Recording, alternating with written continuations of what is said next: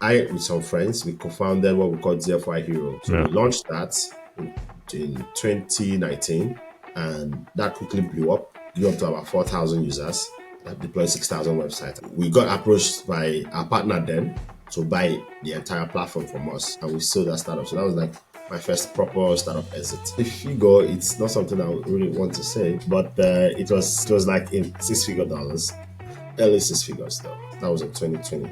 I was 22 when I sold that startup. Like it or not, Africa is leading the charge right now.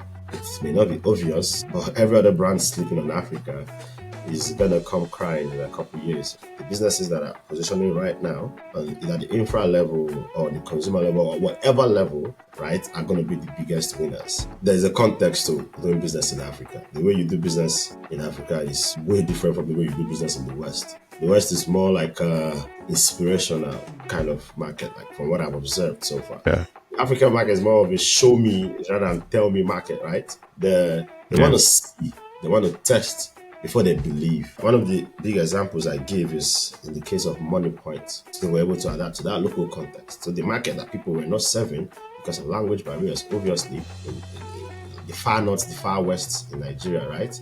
They went out there and they were able to hire people they call foot soldiers to, they were the ones interfacing with these customers. But they were able to get these people to trust the brand because why? They could speak their local dialect, knowing the local context, playing in the local context. Context always wins. It's not a matter of pumping money. Yeah, you may have the capital, but if you don't understand the context of where the customer is, you can't properly serve them. When you think about long-term defensibility for AI companies in Africa, what does it come down to? Is it data ownership, talent, infrastructure, or maybe distribution? How are you thinking about this? I think it's distribution and data, basically.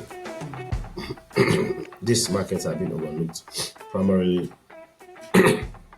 because of the data. It's hard to find. It's hard to get at scale. Right? You could get maybe 100 hours of audio, 1,000 hours of audio, but getting like 1 million hours of audio, 600,000 hours of audio, 500,000 hours of audio. One language is where the big bottleneck is, right? And it is at that scale we need sufficient data to be able to train these models to be very, very fluent and all of that. So it's data one side and distribution on the other side.